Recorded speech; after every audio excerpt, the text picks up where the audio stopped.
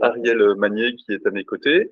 Et même si on ne présente plus le groupe Interinvest, on va quand même le présenter un petit peu pour ceux éventuellement qui ne le connaissent pas encore. Bien sûr, avec plaisir. Donc, du coup, moi, je suis Ariel Magnier. Je suis ravie de participer à la visio. Merci beaucoup, Bertrand, de m'en donner l'occasion. Je suis directrice des partenariats donc, pour la société Interinvest depuis 4 ans. Et donc, je vais vous présenter rapidement les quelques chiffres sur le groupe Interinvest avant de passer un peu plus dans le vif du sujet. J'ai un technicien slide normalement. Je veux bien passer au slide. Merci pour arriver sur les chiffres du groupe. Donc, le groupe Interinvest a plusieurs activités, notamment celle donc, de mise en place de fonds d'investissement via sa société de gestion qui s'appelle Élévation Capital Partners. Mais le groupe, plus en général, donc, existe depuis 32 ans. Donc, on a été créé en 1991. On a actuellement 180 salariés, donc 180 collaborateurs qui travaillent pour les différentes activités du groupe. On a réalisé un chiffre d'affaires de 80 millions d'euros en 2022. Si je remonte quelques années auparavant, en 2019, on était encore un chiffre d'affaires entre 30 et 35 millions. Donc, on voit qu'il y a quand même une très belle accélération du groupe sur les dernières années. En 2022, on a levé 335 millions d'euros, toutes activités confondues, notamment sur la partie du capital investissement, où on a levé 100 millions d'euros, un peu plus même de 100 millions d'euros sur nos différents fonds d'investissement. Et un chiffre assez intéressant aussi, c'est qu'on a eu plus de 51 000 clients investisseurs depuis la création du groupe en 1991, création qui a été faite par la famille Petit, Daniel Petit initialement, puis repris par son fils Benoît Petit depuis 2015. Donc on est vraiment sur un groupe qui est totalement indépendant et familial, chose qui est, je trouve, assez intéressante pour moi de travailler dans ce contexte-là. Donc ce slide que vous voyez qui s'affiche montre un petit peu la tendance en fait de la collecte sur la partie du private equity, donc du capital investissement. La société de gestion a été créée en 2015, donc elle s'appelait auparavant Interinvest Capital et a été rebaptisée assez récemment Élévation Capital Partners. Donc peut-être que certains d'entre vous nous connaissent sous un autre nom, nous ont connus historiquement sous l'ancien nom. Cette société, elle a créé vraiment à partir de rien. Donc, on a démarré en 2015, on a levé 5 millions d'euros, etc., au fur des années. Et on voit qu'à partir de l'année 2020, on a vraiment une belle accélération qui se fait pour arriver jusqu'en 2022, où en une seule année, on a collecté 100 millions d'euros, ce qui nous a permis d'atteindre la barre des 300 millions d'euros sous encours, et avec comme objectif d'atteindre en 2023 450 millions d'euros sous encours, ce qui est tout à fait réalisable et pour l'instant dans une très bonne trend. Mais pour le faire, il faut quand même que je vous présente les différents fonds qu'on met en place et sur lesquels, bien sûr, vous pouvez investir. Alors, peut-être juste un tout petit point technique qu'on a oublié de préciser au tout début. On a coupé les micros pour le confort de tout le monde, mais il y a un chat. Si vous avez des questions, il ne faut pas hésiter à poser les questions sur le chat et on les relaiera à Ariel ou à Julien après qui nous présentera une stratégie bien particulière. Alors du coup, Ariel, effectivement, sur les stratégies d'élévation capital partner. Oui. On a ciblé aujourd'hui le private equity pour la visioconférence du jour. Est-ce que tu peux peut-être nous en parler un petit peu, ainsi que des fonds qui ont déjà été souscrits par nos clients? Bien sûr. Donc, en effet, on a ciblé vraiment pour cette visio le private equity, donc le capital investissement français, et plus particulièrement la thématique du fonds de fonds que vous voyez tout à droite du slide et où j'ai quelqu'un qui va intervenir, qui est le gérant de cette stratégie, qui va vous en parler plus en détail. Moi, je me permets juste de faire un petit retour en arrière, en fait, sur une stratégie qui est la stratégie historique de la société de gestion, qui s'appelle la stratégie Growth, ou développement en anglais. C'est des fonds qu'on a lancés historiquement en 2018, que vous avez peut-être connus sous les noms Fortuny 1 et 2, et qui s'appellent à présent Early Growth 1 et 2. Alors désolé, ça mélange un petit peu tout le monde. Pas mal de changements de nom voilà, les dans fonds le groupe sont bien les mêmes. Donc historiquement, ces fonds qu'on a lancés qui s'appelaient Fortuny 1 et 2, la stratégie en fait, c'était d'investir dans des sociétés qui étaient assez jeunes, assez récentes, mais qui pour autant réussissaient à matérialiser à peu près un minimum d'1 million d'euros de chiffre d'affaires et d'avoir une croissance surtout du chiffre d'affaires à hauteur de 25% par an minimum sur plusieurs années, et également d'ajouter à ça le critère de la rentabilité. Il fallait que ces sociétés soient déjà rentables au moment où on allait investir à l'intérieur. Et ces deux critères mis ensemble, avoir à la fois un fort dynamisme, donc 25% de croissance de CA par an, et en plus une rentabilité positive. Pour des sociétés relativement jeunes, mine de rien, c'est assez rare à trouver. Donc, on a construit vraiment une stratégie sur cette recherche de sociétés très performantes et en général sur des secteurs d'activité assez innovants. Et justement, donc pour revenir un petit peu sur la performance de ces fonds, le fonds Fortuny 1, donc maintenant Early Growth 1, vous avez peut-être reçu les derniers reportings qui sont à présent à un multiple de 1,19. Donc, qu'est-ce que ça veut dire? Ça veut dire qu'en fait, pour un 100 000 euros d'investi, aujourd'hui, ces 100 000 euros sont valorisés 119 000 euros, notamment, principalement grâce à la première session et d'ailleurs l'unique session qu'il y a eu pour l'instant, qui est la société qui s'appelle Plugin Digital, qui était une société dans l'édition de jeux vidéo qu'on avait investi en 2019, qu'on a revendu en 2021 pendant le Covid. En fait, cette société a particulièrement bénéficié en fait de l'environnement du Covid parce que forcément, il y a eu pas mal d'achats, de développement sur le jeu vidéo. Les gens avaient du temps, exactement. Et du coup, on a revendu cette société avec un multiple de 7,5. Ça veut dire que pour 1 euro investi, on a réussi à en récupérer 7,5. Donc voilà, c'est ça qui nous a notamment permis d'avoir une belle revalorisation sur le portefeuille du fonds Fortunien, qui aujourd'hui est investi à 95%. Vous voyez qu'on a très très bien investi l'argent qu'on a collecté auprès des investisseurs et qui est investi au travers de 16 sociétés différentes avec à peu près 30% sur le secteur de la tech, 30% sur le secteur du service et d'autres secteurs comme tout ce qui sera green business et d'autres secteurs. Donc ça, c'est pour Fortuny 1. Fortuny 2, qui a été lancé en 2021, juste après que Fortuny 1 ait été clôturé.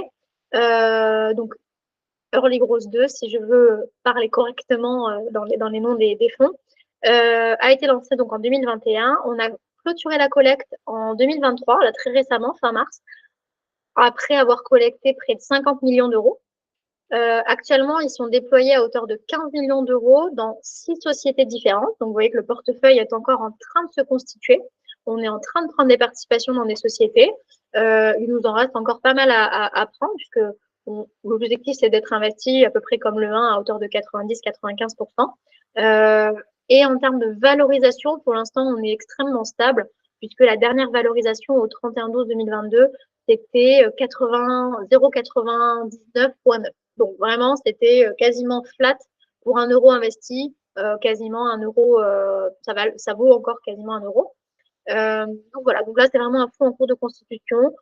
Pas énormément de choses à dire pour l'instant, mais je sais que vous recevez, en tout cas pour les gens qui ont investi, vous recevez un reporting tous les 6 mois où on vous dit si on a investi dans des nouvelles sociétés, combien elles sont valorisées, est-ce qu'il y a eu des cessions, etc., etc. Donc ça permet en fait de faire vivre et d'avoir de l'information en cours de vie du fonds pour que vous sachiez un petit peu tout ce qui se passe et d'avoir une idée de combien vaut votre investissement en cours de route. Voilà. Est-ce que tu voulais ajouter quelque chose, Bertrand? Peut-être un petit peu revenir sur les objectifs de performance de ces fonds Fortuny. Bien sûr. L'objectif des fonds Fortuny, l'objectif de performance, donc, en tout cas de la société de gestion, c'était d'avoir un TRI équivalent à 20% net de fonds sur les fonds qui étaient investis dans des sociétés. Donc, bien évidemment, on est sur des fonds de capital investissement. Donc, c'est pas parce que je vous dis que l'objectif est de faire un TRI de 20% par an qu'on va matérialiser 20% par an. En fait, ce qui va vraiment nous permettre de matérialiser une hausse de la valeur liquidative, c'est quand on cède des sociétés, comme on l'a fait pour Plugin Digital, où on récupère vraiment de l'argent, ce qui nous permet de dire, voilà, là, j'augmente la valeur en réalité de mon portefeuille. Mais ça, la plupart du temps, dans les premières années d'un fonds, c'est extrêmement rare. Là, on a eu de la chance. Au bout de 2 ans et demi, on a pu revendre une société, mais ce n'est pas le cas le plus courant. La plupart du temps, il faut attendre un cycle de 4, 5, 6 ans avant de pouvoir revendre une société et de matérialiser du coup une plus-value. Donc, c'est pour ça qu'aujourd'hui, on a déjà un TRI, on a déjà une valeur liquidative qui est positive à x1,2, qui est déjà très belle.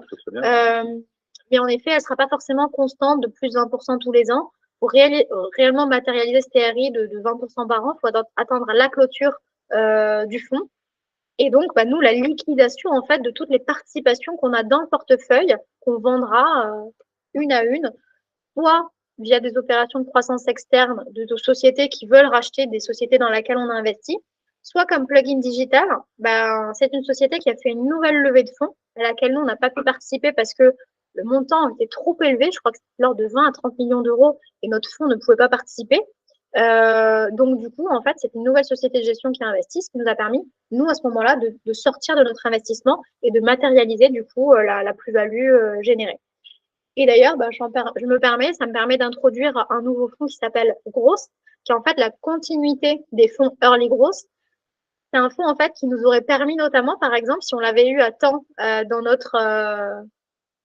dans notre boîte à outils exactement, d'accompagner Plugin Digital peut-être sur cette nouvelle levée de fonds, parce que c'est un fonds qui va être à hauteur plutôt de 150 millions d'euros de collecte, donc qui peut nous permettre d'accompagner des sociétés sur des levées de fonds beaucoup plus conséquentes. Ça veut dire un peu plus tard dans la phase de croissance. Dans les stades de maturité un petit peu plus élevés, pour des sociétés qu'on aurait déjà éprouvées dans les fonds Early Growth 1 et 2, où on a une super belle relation de confiance avec les dirigeants, où on a une belle vision sur le potentiel encore des sociétés, où on se dit, bon, bah, celle-là, on veut l'accompagner plus longtemps, et ça, on pourra le faire avec le nouveau FPCI Élévation Grosse. D'accord. Donc, du coup, sur ce fonds Fortuny, on n'a pas, notamment sur le 1, on est déjà sorti de la courbe en J. Tout à fait, on est déjà en positif. Private equity, mais est-ce qu'il y a d'autres solutions, peut-être Ariel, pour essayer d'éviter cette fameuse courbe en J sur les fonds de private equity? Tout à fait, il y en a. Il y a des solutions, en effet, pour essayer d'avoir immédiatement, sans trop se faire peur, des multiples positifs. Et notamment, on peut le faire via des logiques de fonds. Alors, cette logique-là, je laisserai Julien Godard, qui est présent, qui est le gérant justement de cette stratégie-là chez Élévation Capital Partners, anciennement Internet Capital, vous la présenter. Et notamment, voilà, il fait ça depuis un certain temps et il a une bonne pratique qui nous permet d'éviter la courbe en J. Et il pourra même vous le démontrer puisque son fonds est déjà sorti de la courbe en J alors qu'il a moins d'un an. Je pense que Julien, je t'ai bien préparé le terrain, enfin, je l'espère, et je te laisse continuer. Alors, on est tous impatients de savoir quel est le secret de Julien pour éliminer cette courbe en J. On vous écoute, Julien.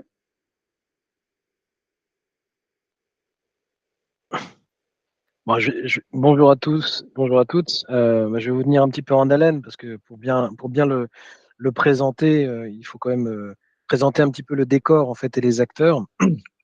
Donc, je vais juste commencer par faire un petit préambule un petit peu rapide sur le marché du private equity, en particulier des fonds de fonds, pour présenter les différents acteurs à qui on peut avoir affaire et leurs caractéristiques, et ensuite aborder justement comment est-ce qu'on peut construire en fait une stratégie dans cet environnement-là, de façon à pouvoir ne pas avoir de courbe en J en particulier.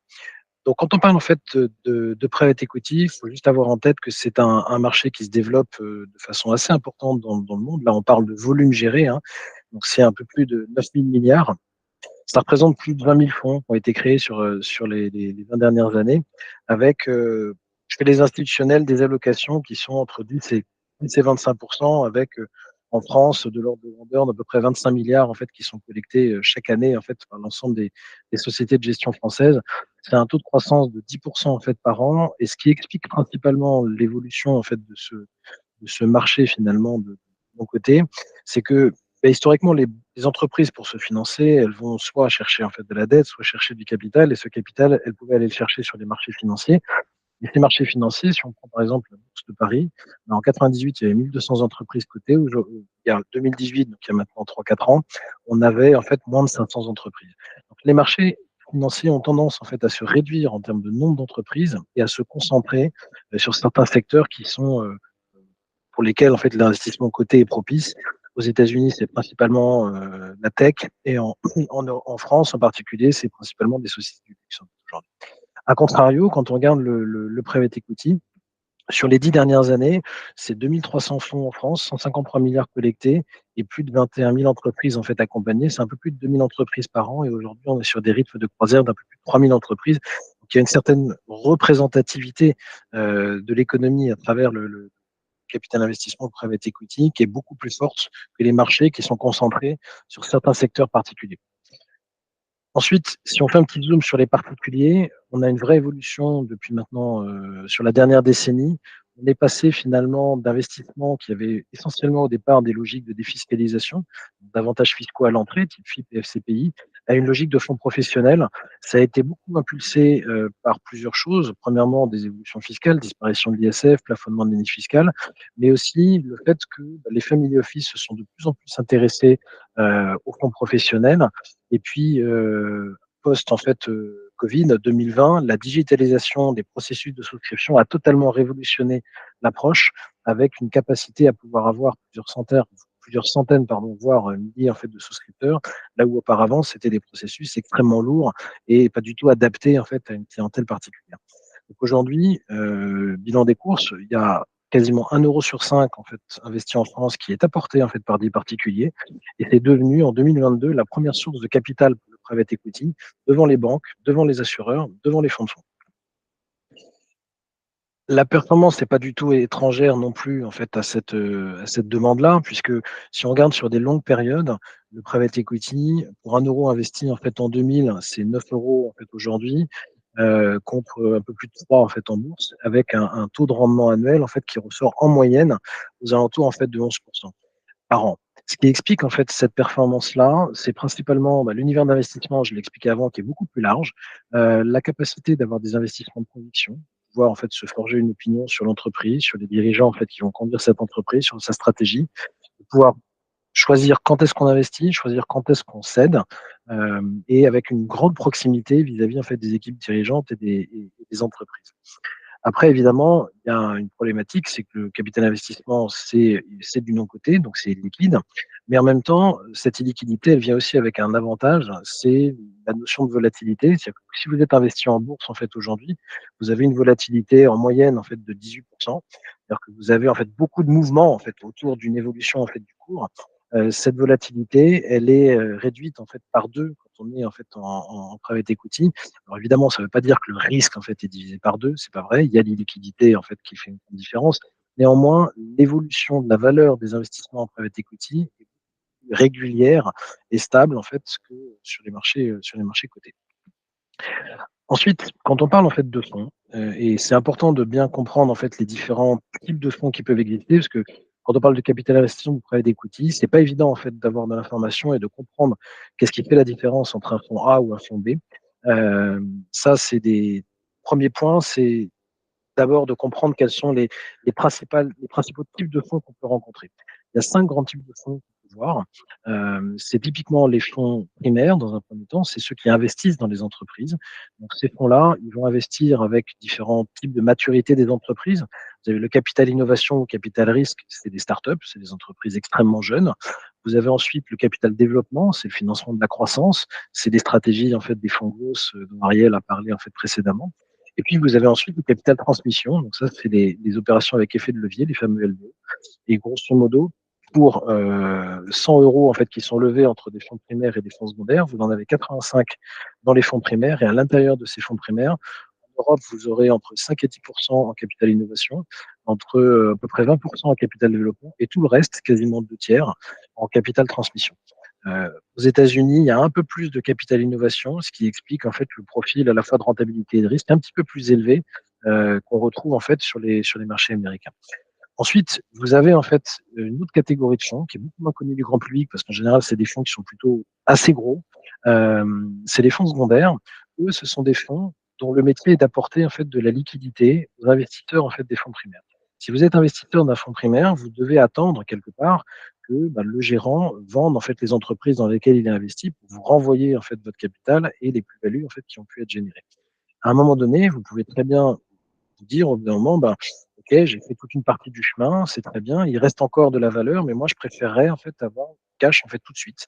Et ça, c'est ce que les institutionnels font en allant s'adresser en fait aux fonds secondaires qui quelque part vont leur proposer un tiens vaut mieux que deux tu l'auras. Donc vont leur dire il reste 100 de valeur, moi je vais vous proposer de l'acheter 80 en fait tout de suite. Et ça permet en fait de pouvoir travailler le portefeuille de façon plus dynamique que simplement en attendant les flux en fait qui peuvent être générés par les gérants. Mais aujourd'hui, le marché secondaire, c'est un marché la moyenne de taille de transaction, c'est 80 millions. Donc c'est un marché qui est très institutionnel, mais c'est un marché qui a des caractéristiques intéressantes puisque on l'a vu très rapidement, quand on achète 80 quelque chose qui vaut 100, on a une performance immédiate qui est très forte et quelque part on achète du blé en herbe parce qu'il n'y a pas les mauvaises nouvelles. On achète en fait des actifs qui ont déjà en fait une certaine certaine antériorité et qui vont avoir en fait des liquidités un petit peu plus rapides. L'intérêt, en fait, c'est que ces fonds-là vont présenter des caractéristiques extrêmement complémentaires avec les fonds primaires, sans pour autant sacrifier aux logiques de diversification qui sont extrêmement importantes quand on investit. Dernière typologie de fonds, les fonds de fonds. Donc, eux, c'est clairement le cœur en fait de la stratégie, c'est des notions de diversification. Historiquement, ces fonds-là étaient faits pour des gros investisseurs étrangers qui cherchaient à découvrir une géographie ou une stratégie avec peu de décorrélation ou de construction de portefeuilles diversifiés comme on peut le faire en fait, sur les marchés cotés. Et aujourd'hui, l'idée, c'est que quand on connaît les différentes couleurs en fait des fonds, quand on connaît un peu les performances historiques que peuvent représenter les fonds et qu'on a accès en fait à ces données-là, c'est notre cas, je vais vous expliquer comment, on peut arriver à construire en fait des portefeuilles extrêmement efficaces. Un exemple en fait de ces données, on a un partenariat nous exclusif chez Elevation avec un gros groupe américain qui s'appelle Stepstone. Stepstone, c'est un acteur, vous pouvez regarder sur internet, qui conseille environ 600 milliards en fait d'investissements alternatifs, dont la moitié en fait en private equity. Ils rencontrent chaque année à peu près 3000 gérants et ils ont des données en fait sur un peu plus de 20 000 fonds. Nous, on a accès à l'intégralité en fait de ces données-là. On a un partenariat avec eux. On est trois en France en fait à l'avoir, qui l'a à travers sa filiale étrangère. Il y a un family office que je connais très bien qui l'a aussi. Mais grosso modo, ça fait partie moi, des partenaires avec qui je travaille depuis maintenant 7-8 ans. Et cette relation privilégiée qu'on a avec eux nous permet en fait d'avoir accès en fait, à cette typologie de données et de construire en fait une stratégie un petit peu analytique. Alors, qu'est-ce qu'on peut lire en fait là-dessus? Si on prend par exemple des fonds de capital innovation, on va avoir en fait des fonds où vous en aurez un quart qui auront des performances négatives. Donc, en bas, en horizontal, vous avez les multiples. Pour 1 € investi, combien d'euros vous avez récupéré à la fin de la vie du fonds? Et vous en avez en fait 12% qui ont des performances très très bonnes, qui sont à plus de x3. Vous avez une très grande dispersion en fait. Donc un profil de risque qui est très élevé le jour où vous choisissez en fait le fonds. Alors ça vous donne un multiple moyen qui est plutôt sympathique, mais avec un profil de risque très très fort. Si vous allez ensuite sur des fonds avec des entreprises un peu plus matures comme les capital transmission, vous réduisez un petit peu la performance, mais vous avez qu'un fonds sur 10 qui va être en territoire négatif. Sur les fonds secondaires, vous réduisez encore un petit peu la performance parce que vous achetez des actifs où il y a déjà en fait de l'antériorité, donc la capacité de création de valeur, elle n'est pas aussi forte que sur un fonds en fait primaire. Mais par contre, vous avez 99% des fonds qui sont positifs et les fonds de fonds, la stratégie de diversification était historiquement, objectivement, pas extrêmement bien réalisée. Elle amène en fait dans 97% des cas à une performance positive en ayant moyennisé un petit peu les performances. Une fois qu'on a dit ça, on a compris un petit peu qu'il y avait des différences de couleurs en fait dans les fonds et qu'on pouvait jouer en fait avec ces différences-là pour chercher de la décorrélation et construire des portefeuilles efficaces. Donc la stratégie qu'on va avoir, elle repose en fait sur l'expérience dans le capital investissement. Moi, je suis tombé dans cette marmite-là il y a 20 ans. J'ai d'abord fait des audits stratégiques en fait pour des fonds à partir de 2002. Puis j'ai rejoint un fonds d'investissement en 2006, après être passé par l'INSEAD. Et j'ai ensuite développé, investi pendant 10 ans dans des PME, dans un fonds primaire, donc de capital transmission. J'ai ensuite rejoint en fait un groupe bancaire pour créer leur société de gestion dédiée en fait au private equity, au sein de laquelle j'ai à la fois fait de l'investissement primaire donc direct dans des entreprises et aussi en fait des logiques de contrôle, construction de portefeuilles en fait diversifiés pour le bilan de la banque et ensuite pour des logiques de fonds diversifiés qui étaient commercialisés auprès de la banque privée. C'est dans ce cadre-là que j'avais rencontré en fait Interavest parce qu'on avait envisagé un partenariat producteur-distributeur. Et puis au sein de la banque, c'était toujours un petit peu compliqué au quotidien et donc ça a été plus simple de partir en fait pour venir faire ce travail-là directement chez Interavest. Donc, personnellement, moi, j'ai investi plus de 275 millions d'euros, 63 fonds, et les performances qui ont été générées en fait aujourd'hui sont supérieures en fait à 15% net. Donc, un fonds de fonds, c'est tout simplement un fonds qui lui-même investit en fait dans des fonds de capital investissement. Le principe, c'est qu'on va construire cette portefeuille en 2 temps. Le premier temps, c'est une logique vraiment très quantitative. Donc, ça va être des questions simples. Combien de fonds il faut pour être le plus optimal possible en termes de performance et de diversification du risque. Et puis ensuite, une logique beaucoup plus classique et quel type de stratégie. Et une logique ensuite beaucoup plus classique de sélection avec tout l'univers des possibles et le fait de filtrer pour arriver à choisir en fait les fonds qui sont pertinents dans la construction d'un portefeuille. La première question que l'on se pose, c'est OK, on va investir en fait dans un certain nombre de fonds. Maintenant, si j'investis dans 3 fonds, je peux avoir de la chance, choisir d'excellents fonds, avoir une super performance avec ces 3 fonds, mais je peux tout aussi bien complètement me planter et avoir en fait des fonds extrêmement moyens. Donc, quand on prend les données en fait, qui existent entre 90 et 2010 sur des fonds dont les performances sont terminées, sont définitives, et qu'on se dit, j'y connais strictement rien, combien en fait de fonds est-ce que je dois choisir pour avoir un optimum entre ma performance et ma diversification, on arrive à la conclusion que, grosso modo, 15 à 20 fonds est une métrique en fait, qui est assez optimale pour arriver à avoir à la fois de la performance, mais aussi une vraie diversification, pour pouvoir capter en fait, cette performance sans pour autant être extrêmement concentré et dépendant d'un gérant ou d'une stratégie ou d'une géographie. Ensuite, le deuxième point qui est important, et c'est là où il y a le secret finalement de l'absence de courbe-J, c'est quelle stratégie est-ce qu'on choisit. Premièrement, on ne va pas prendre de capital innovation. Le capital innovation, c'est une stratégie qui est très performante en termes de multiples, mais qui est extrêmement longue pour générer en fait de la valeur. La durée de vie moyenne en fait des fonds de capital innovation, c'est plutôt 15 ans, 16 ans, avec en fait des performances qui sont bonnes en multiples et qui sont pas bonnes en fait en TRI parce qu'elles mettent extrêmement longtemps à se matérialiser. Le deuxième défaut, c'est qu'elle est très concentrée. Vous allez avoir dans un fonds peut-être un champion si vous avez de la chance, deux si vous avez beaucoup de chance. Mais grosso modo, cette valeur latente qui peut être très forte à un moment donné, un, elle est volatile, et deux, quand on va sur le marché secondaire, comme c'est pas un portefeuille diversifié, les valorisations sont assez mauvaises en fait sur le marché secondaire pour les fonds de capitalisation. Donc là, on n'en aura pas en fait dans la stratégie en fait du fonds de fonds. Après, on a soit des fonds primaires, soit des fonds secondaires. Si on prend que des fonds secondaires, on aura en fait des très belles performances en fait au début, mais ça ne nous emmènera pas très loin. C'est un peu comme une fusée. Vous avez les boosters, ça vous permet de décoller et d'aller très vite. Ça, c'est les fonds secondaires. Et après, il vous faut un moteur principal. Et ce moteur principal, c'est les fonds primaires. Si on n'avait que les fonds primaires, on aurait une très grosse courbe en J.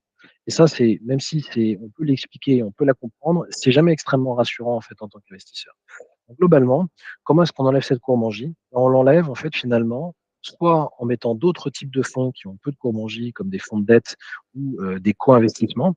Mais là, en fait, on a des profils de risque qui ne sont pas du tout les mêmes dans la construction de portefeuille. Soit on peut amener une dose en fait de fonds secondaires qui permet de ne pas sacrifier à la diversification et de pouvoir avoir des fonds qui vont avoir une valorisation au départ extrêmement importante, qui vont faire tourner leur capital beaucoup plus vite et qui vont permettre en fait de mettre au travail le capital dans le début de la vie du fonds, le temps que les gérants en fait des fonds primaires trouvent les opportunités, investissent, sèment, fassent grandir, développent et cèdent en fait les entreprises.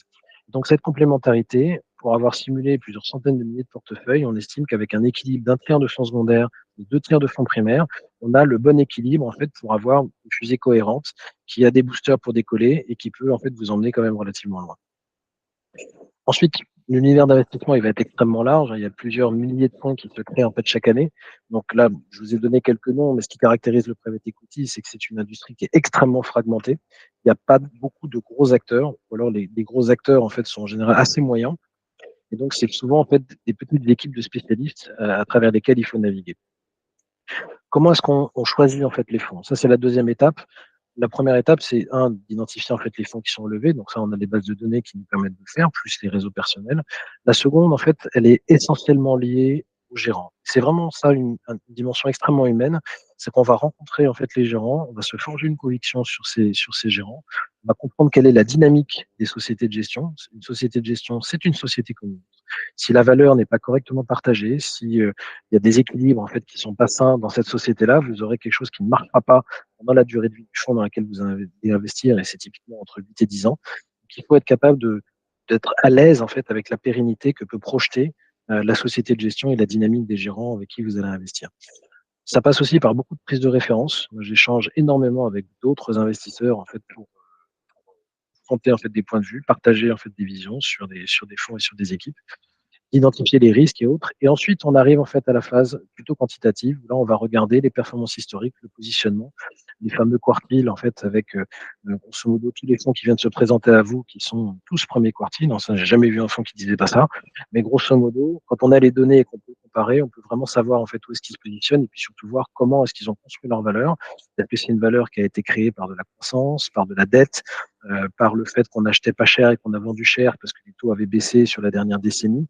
Donc ça, bien comprendre en fait comment cette valeur a été construite et est-ce que c'est répétable sur la prochaine décennie, c'est extrêmement important à pouvoir projeter. Ensuite, on va analyser le détail, la création de valeur historique, les flux en fait des fonds, la stratégie, et puis négocier en fait fait de pouvoir investir en fait dans le fonds et gérer la souscription.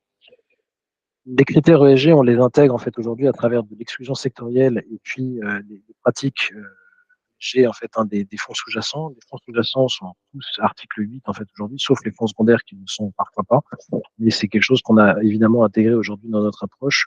Toute la complexité en fonds de fonds, c'est de pouvoir agréger ce travail qui est fait en fait par les fonds primaires et qui est objectivement de meilleure qualité en fait que ce qu'il était il y a plusieurs années et qui continue en fait à bien s'améliorer. Donc aujourd'hui, ça c'est de la théorie. Maintenant, en fait, qu'est-ce que ça donne en pratique? Myriad, c'est un fonds qui a été créé en juin 2022, donc qui a commencé en fait à collecter depuis un peu opérationnellement depuis septembre en fait 2022. Donc aujourd'hui, on a collecté un petit peu plus de 40 millions. Donc ça, c'est une slide qui est à fin avril. On est aux alentours de 40 millions en fait de collecte. Ces 40 millions, ils ont été engagés à hauteur de 32 millions dans une dizaine en fait de fonds. Pour l'instant, ces fonds-là ont appelé un petit peu moins de 10 millions en fait de capital, donc 9,4 millions, qui valent aujourd'hui en fait 10,6 millions. Donc il y a une performance brute en fait aujourd'hui qui est à 1,13, c'est-à-dire qu'on n'a pas en fait de courbe en J dans la construction en fait du portefeuille. Alors ces fonds-là, je ne vais pas tous les passer en vue, mais je vais vous donner quand même quelques petits exemples rapides. Il y a une collection de fonds secondaires et de fonds primaires. On a un petit peu plus de fonds secondaires que de fonds primaires à ce stade, mais c'est un vrai choix de gestion pour l'instant. Il y a un momentum très intéressant sur ce segment-là en fait aujourd'hui.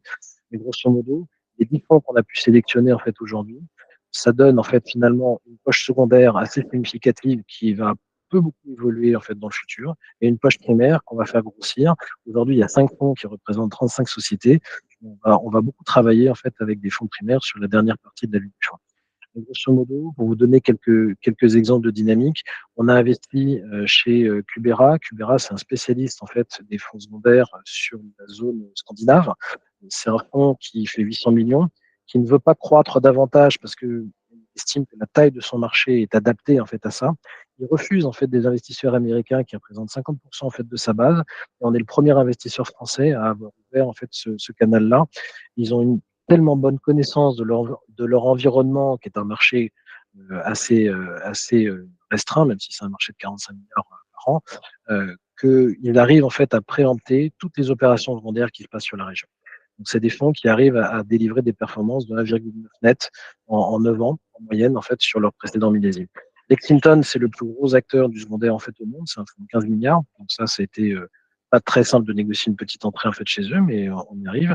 Et puis on est en train de développer des partenariats avec des gens comme le Fonds européen d'investissement, qui est un peu le pendant européen de la BPI, qui sont investis chez 1400 fonds en fait en Europe.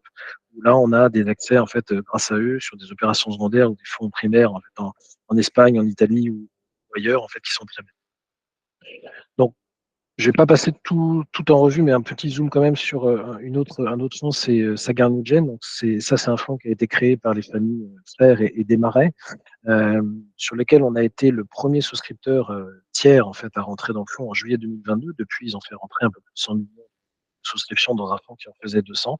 Et l'avantage de rentrer en fait dans un fonds qui a été créé en 2020, en 2022, c'est qu'on a en fait déjà aujourd'hui une session en fait, qui a eu lieu avec une société qui s'appelle Laboratoire Delbert. Son métier, c'est de réindustrialiser des médicaments essentiels, des médicaments qui sont trop petits pour intéresser réellement les gros acteurs pharmaceutiques. Quand on repense en fait toute la chaîne de fabrication en fait des médicaments, qu'on la réinternalise en fait en Europe et qu'on ouvre différents pays, on arrive avec une société qui en 3 ans a connu 50% de croissance par an, qui est devenue entreprise à mission et qui financièrement a permis en fait à Sagard de réaliser en fait un multiple de 2,7 sur un investissement d'un petit peu moins de 10 millions, ce qui représente un TRI de 43% en fait en un petit peu moins de 3 ans. L'intégralité de la création de valeur ici, c'est la croissance. C'est pas de l'arbitrage en fait sur la valeur, c'est pas du levier, c'est uniquement de la croissance. Donc ça, c'est assez représentatif de ce qu'on aime et ce qu'on veut privilégier dans nos investissements.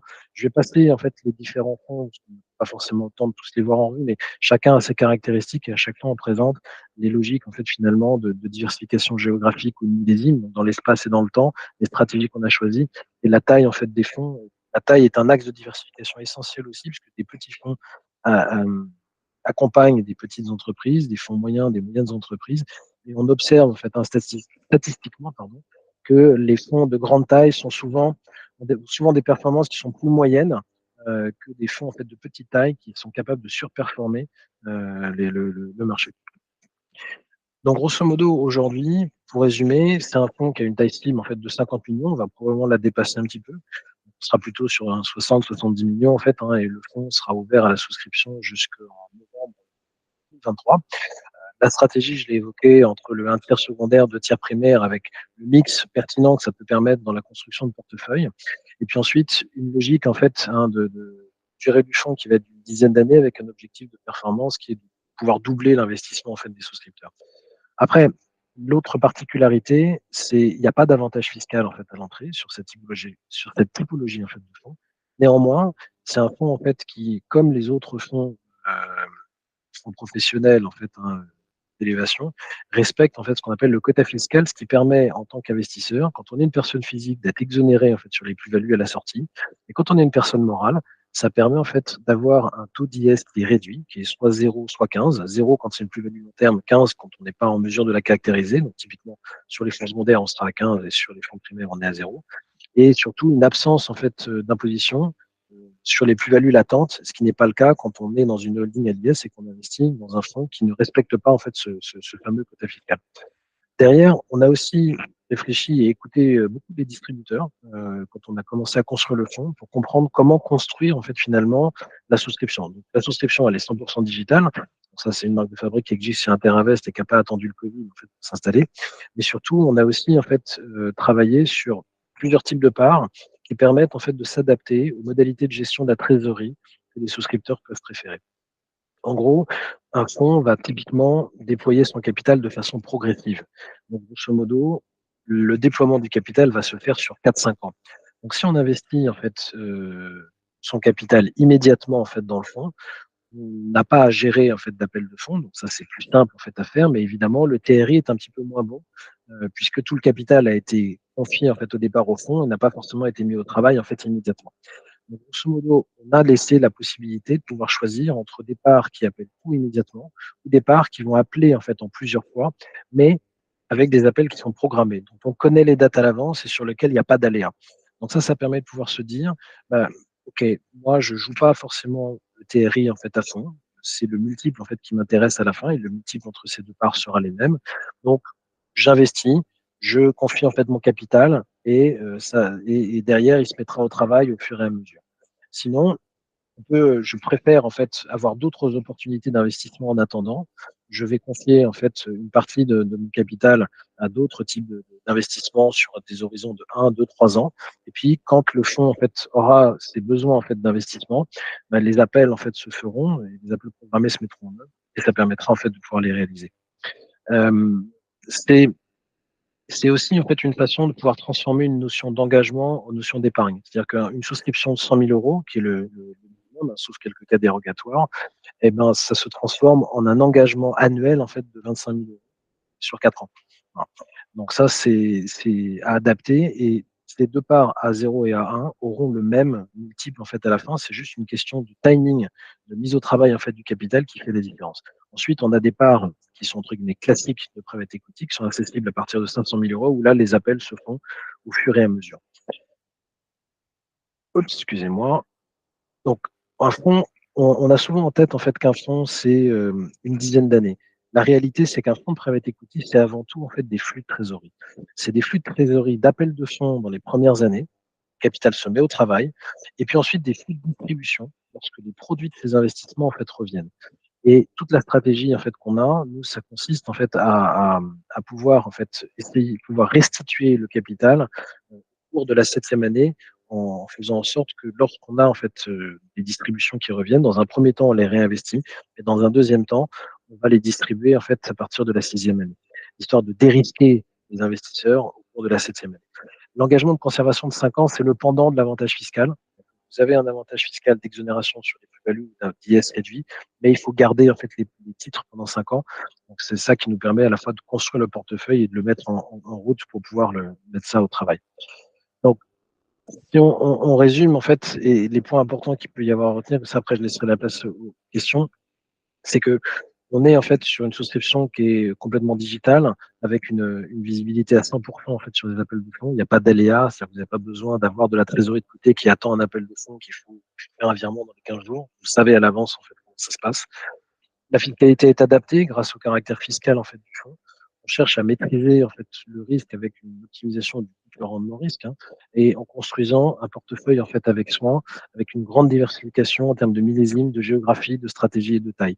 Un autre point qui est important pour les investisseurs qui ont peut-être le plus l'habitude, c'est aussi que lorsque vous investissez dans un fonds de capital investissement, vous allez engager en fait 100. Ce fonds va vous appeler au fur et à mesure du temps du capital pour investir, typiquement 90-95% en fait de votre engagement, et il vous rendra un petit peu de capital en fait avant la fin en fait des appels. Donc vous aurez sur la vie en fait du fonds environ en moyenne, et ça on l'observe statistiquement, à peu près 70 qui va réellement travailler. Si vous passez par un fonds qu'on appelle feeder, donc c'est des fonds en fait qui permettent d'agréger plein de souscripteurs pour aller dans un fonds professionnel, vous avez une couche de frais additionnelle qui fait que votre efficacité du capital au travail est plutôt de l'ordre de 60. Avec un fonds de fonds, ça c'est un autre avantage très fort en fait qu'on a, c'est que quand on a 15 fonds en fait en sous-jacent, on sait que ces fonds-là vont pas nous appeler tous en même temps. On sait à quel rythme statistiquement ils vont nous appeler.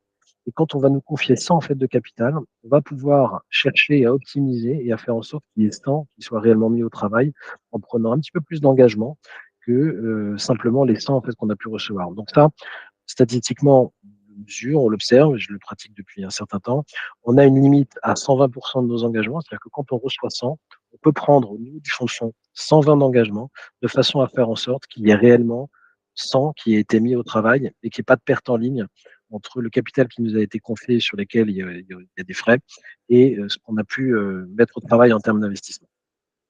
Le principe final, c'est que sur un fonds comme celui-ci, avec une souscription de 100 000 euros, vous accédez à des fonds professionnels, évidemment, mais au-delà de ça, vous avez en fait la diversification d'un portefeuille professionnel de plusieurs niveaux. Aujourd'hui, nous, on commence à discuter avec des family office ou des petits institutionnels qui n'ont pas les équipes de gestion ou les moyens pour pouvoir en fait avoir un tel niveau de diversification et qui sont intéressés pour avoir ça comme une base de la construction en fait de leurs expositions de private equity. Où ensuite, ils ont des équipes qui vont pouvoir se concentrer sur certaines stratégies qui sont plus pertinentes en fait pour elles.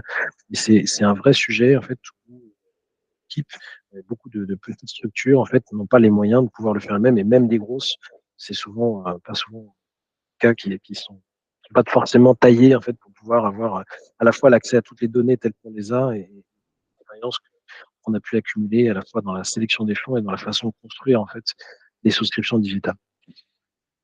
Je vais m'arrêter là. S'il y a des questions ou des points sur lesquels qui nécessitent un éclaircissement ou autre, n'hésitez pas, à votre disposition.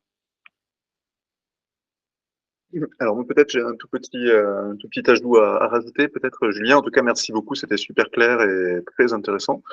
Je pense que réglementairement, on peut pas se permettre de ne pas parler un petit peu des risques, hein, quand même. C'est un Bien sûr. fonds quand même qui n'a pas de garantie libellée sur le capital. Est-ce qu'on peut peut-être dire un petit mot sur les risques? Bien sûr.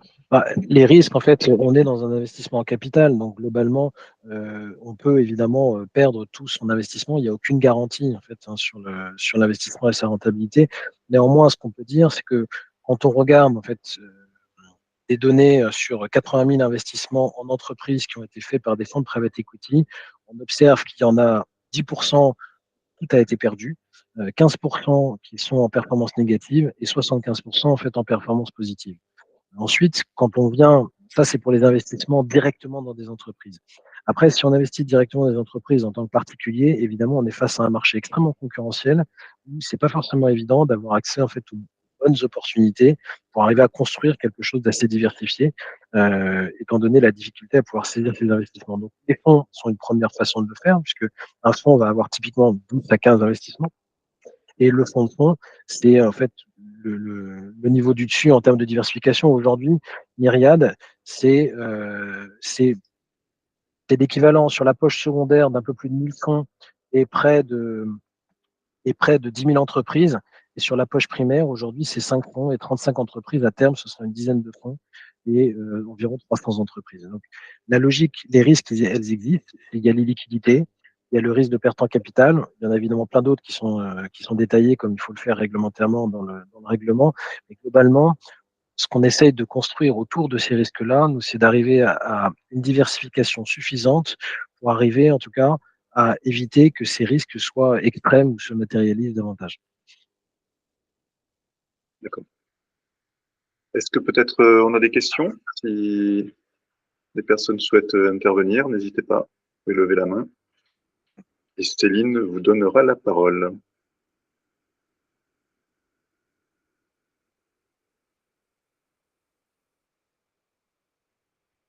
Bon, alors, a priori, Julien, j'ai l'impression que c'était d'une clarté absolue. Tout a bien été compris et saisi. Donc, je te félicite pour cette présentation. Merci beaucoup. Merci beaucoup à Ariel également pour avoir organisé avec nous cette visioconférence. Si vous avez bien sûr des questions qui vous viennent après la visioconférence, n'hésitez pas à nous passer un petit coup de fil. Ce sera bien sûr avec grand plaisir qu'on vous répondra sur ces fonds et les offres de la société Élévation Capital Partners et non plus Interavest Capital. Du groupe Interavest, voilà. On s'y retrouve, merci beaucoup également à tous pour votre attention à ces différentes stratégies mises en place par le groupe Interavest. Et puis au plaisir d'échanger si vous avez des questions. Merci à tous. Merci Romain en tout cas pour l'invitation et puis n'hésitez pas s'il y a des questions à les poser soit à Bertrand, soit à Ariel ou même moi-même si vous le souhaitez. Je suis assez facilement accessible sur LinkedIn, il n'y a aucun problème. Ça marche. Merci beaucoup Julien. Merci Julien. Merci. Au revoir. Au revoir.